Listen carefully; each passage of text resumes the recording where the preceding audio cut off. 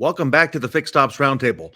David Spisak is the founder and CEO of Disruptive Growth Solutions. He has spent a lot of time working with some of the most successful dealers throughout the world with his boutique consulting agency, advising some of the very, very best. He has been a very big part of the Fixed Ops community for a long time. We've got a chance to meet him here several years ago. He is always somebody that people want to listen to. David Spisak, welcome again to the Fixed Ops Roundtable. It's great to be back with you, Ted, and thank you for having me. It's always a pleasure, and I think that I speak for everybody in giving thanks and appreciation for putting a spotlight and keeping a spotlight on the fixed op departments around the country and making them the big deal that they really are. So obviously, I've been part of a number of your fixed op events, and I've I think listened to pretty much all of them, and which is not always easy because I think it'd be easier for me at times to have watched the entire 3 days of a Jerry Lewis telethon, 24 hours a day. But there's so much darn good information. There's so many great speakers. It's just hard to pull away from it. So I'm very pleased to be here.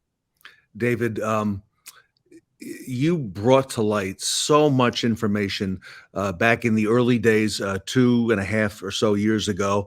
And our audience has been captivated by the things you have told us. And again, dealers have proven themselves to be very resilient these past 2.5 years. What do you see as some of the positive takeaways? Where are we and where are we headed in our industry? Well, let's start with this. Maybe the most positive thing. And obviously, we've been through some shenanigans over the last 2.5 years. I think we could all agree since the beginning of the pandemic. And back then, of course, that was just a big, colossal punch in the face. And as Mike Tyson always says, everybody thinks they're prepared until they get punched in the face. So we got punched in the face, had no idea what was going to happen. And it turned out that from the dealership's perspective, and for most of the employees in the dealership, certainly the front end of the store, that was like one of the greatest blessings in the history of the car industry, right? So it instantly right-sized inventory. We no longer had new car, used car inventory issues. It restored, think of this, Ted, it restored 100% of the brand value that both OEMs and dealers over the last 20, 30 years have experienced erosion in brand value. For example, certain brands like Mercedes was selling cars for thousands of dollars under invoice before the pandemic. What do they sell for now? MSRP. The minivans, MSRP. Those small cars that nobody wanted, MSRP. So it restored brand value. It also just shifted things in the minds of the consumer. It's almost like we reconditioned the minds of the consumer to the point to where a lot of them don't even come in and ask for a discount anymore. They're now looking at other things like timing and delivery and experience. It also didn't really change anything, the pandemic, but it accelerated everything. Before the pandemic, not even 50% of dealers had a digital retailing solution. Today, pretty much 100%, just under 100%. So it accelerated everything. And in the midst of all of that, obviously, client expectations just continue to go up and up and up and up.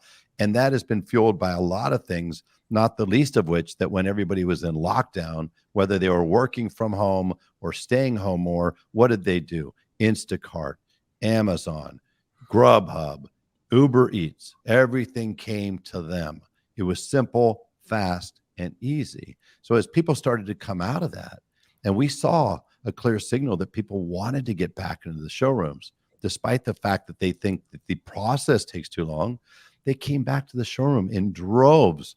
We went from doing, the majority in some states or some city of the vehicle sales online to back to the future. They went back to 85, 90% in person.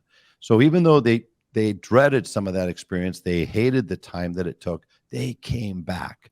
But their expectations are different. They're higher. And we're never, as Brian Benstock always says, brilliantly, that toothpaste is out of the tube. It's not going back in. So let's talk about the fixed op perspective. So that was great. on the front end. It was great for the dealership. But while everybody was having a great time and they're partying and making more money than they've ever made before, what's happened to the fixed op side, guys? What's happened to units in operation? Well, the unit in operation numbers as a trend is going down, has gone backwards by virtue of the fact that we've had inventory shortages for over 2 years now.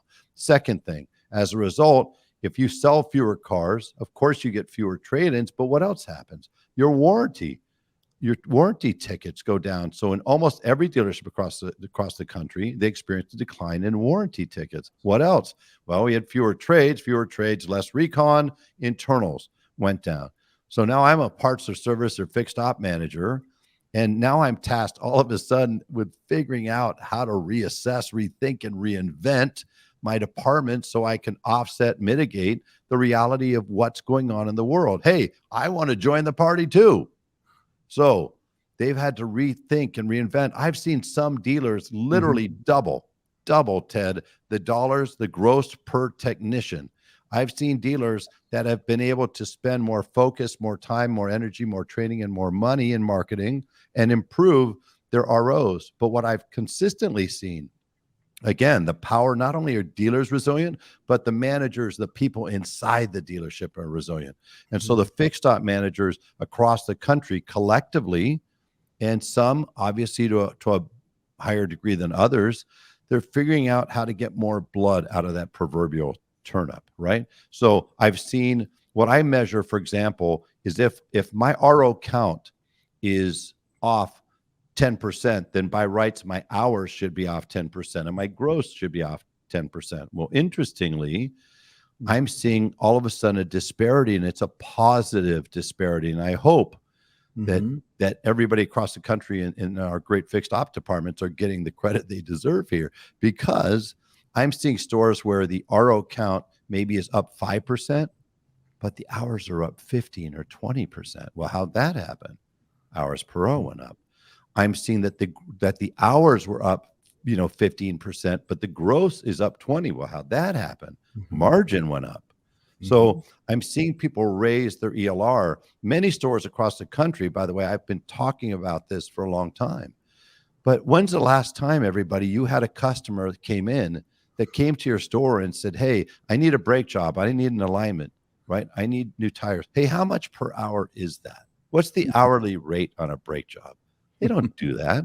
They just say, how much is a brake job? How much is the alignment? How much is whatever operation I need to be done, right?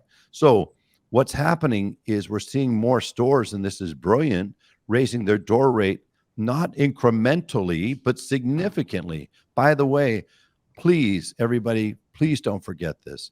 Okay, incremental growth is a death march. It's a death march. What do I mean by that? Well, there's an old saying that says, hey, if you keep doing what you've been doing, you're going to keep getting what you've been getting. Well, that's not true anymore. Because of what's going on with the implications of the economic changes, rising interest rates, gasoline costs more, supplies cost more, employees cost more, floor plan interest is more than doubled, right? And while gasoline is coming down, gas prices are coming down, that's great. They're not back to pre-pandemic. It's not $2.40. The lowest across the country is Arkansas at $3.50. And there's many states that are still over $4. Well, as long as that's the case, our cost of doing business is up. So what that means, if I make 5% more than I made last year, Ted, I'm now making 5 or 10% less on net profit. I have to outrun what's going on externally in the economic environment, right? So if you think about it, 2019, ton of inventory, more cars than we needed. Everybody's discounting. There was a lot of brand erosion. Costs were high. Comp was high. Dealers were making, X amount of dollars. Pandemic was the second business cycle we've seen recently. All of a sudden, there's PPP money, right? Government money. We've seen vendors provide relief for a number of months on the cost of their solutions. Comp goes down, staffing numbers go down, margins go up. Guess what? Greatest net profit of all time. How could we top that? January 2021, man, I hope we could keep some of that. Well, nope, it's about to get a whole lot better. How could it possibly get better? Chip shortage. So now we've got a chip shortage that creates more demand seemingly. Now, the reality is demand's never gone up. It's just supply has come down, and that's important. Stay tuned to that particular piece of information, because that's about to have implications the other way in the next 12 to 18 months. But because of that, another year of record net profit. But in the midst of this, like I said, we've got fixed ops challenges. And so, typically, people have always paid attention, focused more on the front end of the store. Let's be honest. Sure. If we've got any dealers, GMs, COOs, let's be honest. Let's say something that everybody in the fixed op department knows. Inherently, most of the headlines goes to the front end of the store. Right? It's sexy, Dave. Yeah, and fixed ops has not been. Yeah, and if you go to NADA, if you want to prove this out, you look at the total combined square footage of a convention hall, whether it's Vegas or this year Dallas or anywhere else, just walk around and see what percentage of that floor is focused somehow on front end versus the back end. Of course, we've got the Hunter rack. Of course, we've got great products like David Boyle's traction, right? And we have other products. Thank you. I'm working with a group of really phenomenal dealers, gifted, respected dealers in the Northeast, and we're creating the first holistic retention product, which I think by the time it comes out in the next couple months is going to be one of the most in-demand products out there. Why? Because surveys have been done recently. Just put in 2022 or 2021 or new car buyers regret, and you'll see some things that are just a punch in the face. Amongst them is that people that paid over window sticker or paid MSRP, they're not happy. And I get that. But the important thing to focus on is the difference in how unhappy the ones that paid MSRP are compared to the people that paid way up here. The people that paid way up here, and hey, it's a market shift in terms of demand is going to dictate a market shift in price, in value. So there's good reason a lot of those dealers did that. But 27% of the people that paid over MSRP said, I will never go to that store for service. Well, if I'm in parts or service, I'm sitting there going, what did I do? Right. I'm just doing my job, man. I'm just head down doing my job. So wait, time out.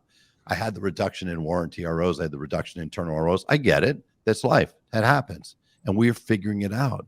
But now there's going to be an unprecedented opportunity for all the fixed op managers out there. Check this out.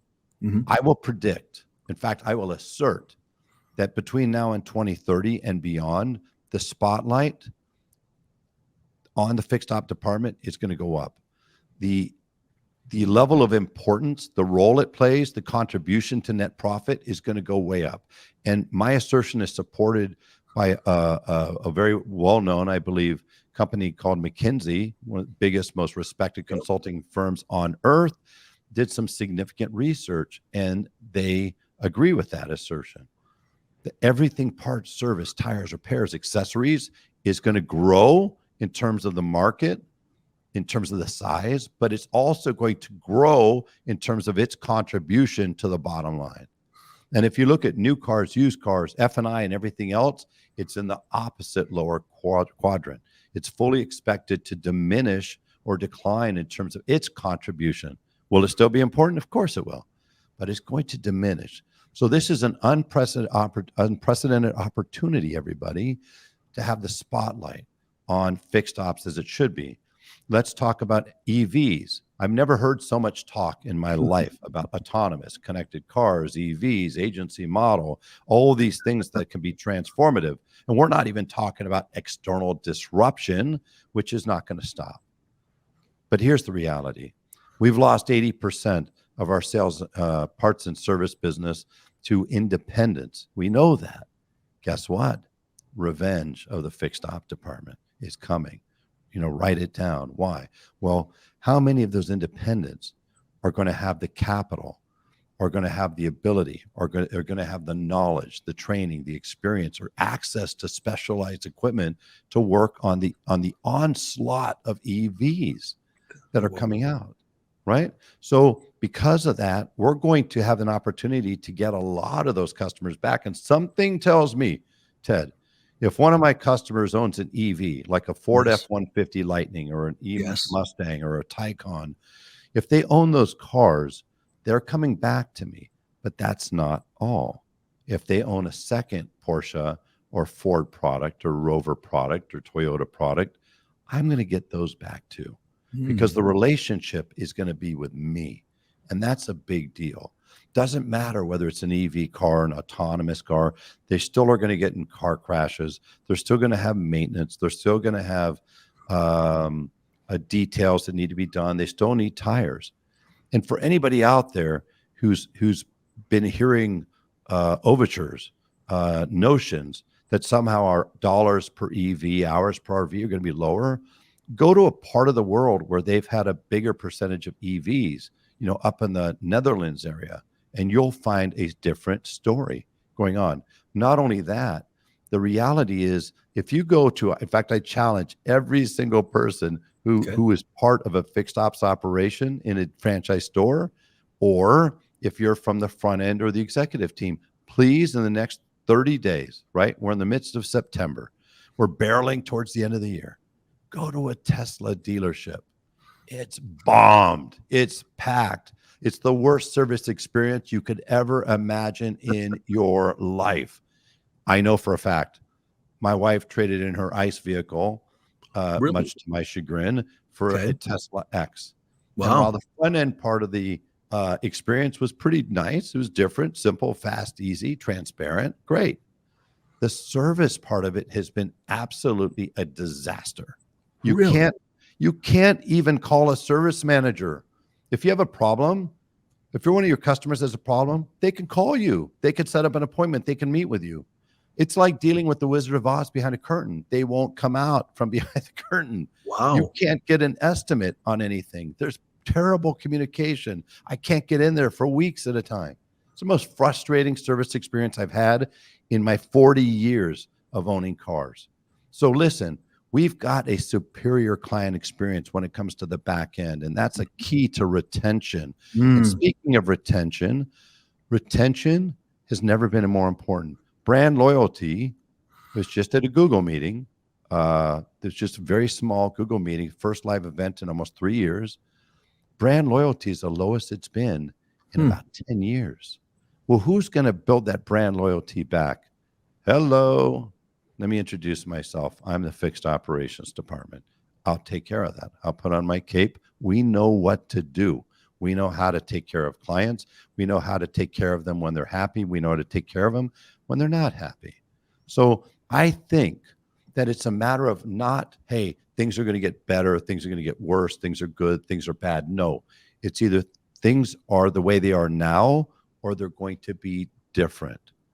And the measure of who ends up on top, Ted, is going to be who embraces different, who can reassess, rethink, reinvent, redeploy the resources in a way that will allow them to not just be sustainably successful, but to take advantage of the market opportunities we're about to see revealed to us over the next 3, 5, 7, 8 years and beyond. So retention, absolutely key. Doing anything to bring back the brand loyalty, absolutely key. Relationships, you got that, is key. And focusing on the things that matter. Don't worry about what we can't control. Let's focus 100% of our energy on doing what we do best. And that's figuring out, again, how to reinvent. And as always, remaining forever resilient. So listen, we've got 3 months or so till the end of the year.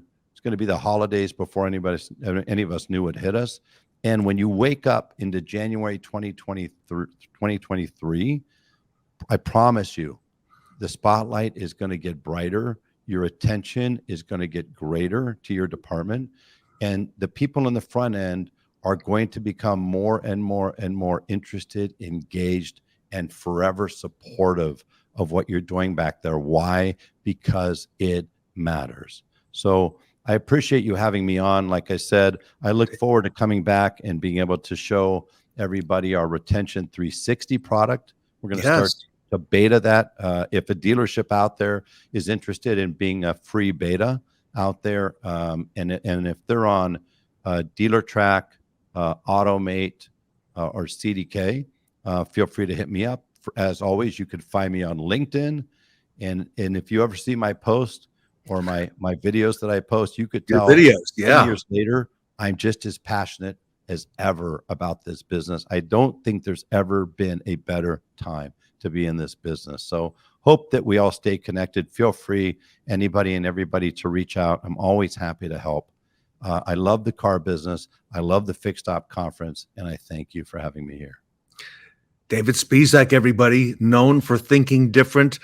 His boutique agency works with the best dealers. He is an advisor at the highest levels of some of the And top technology companies too that serve those dealers. So And we work with some of the very best tech solution companies out there. And again, anybody has any questions on some of those tech solution companies, happy to help, Ted. everyone reach out to David. His email is scrolling across the bottom, Disruptive Growth Solutions. And as he mentioned, here on LinkedIn and on all the social media platforms. David Spisak, on behalf of the Fixed Ops community, thank you so much today. You're so welcome. Thanks for having me, and wishing everybody a phenomenally successful remainder of 2022. And I really believe, and I'm wishing you the very best year ever in 2023. Let's set the foundation for that right now. David Spisak, everyone here today with us at the Fixed Ops Roundtable.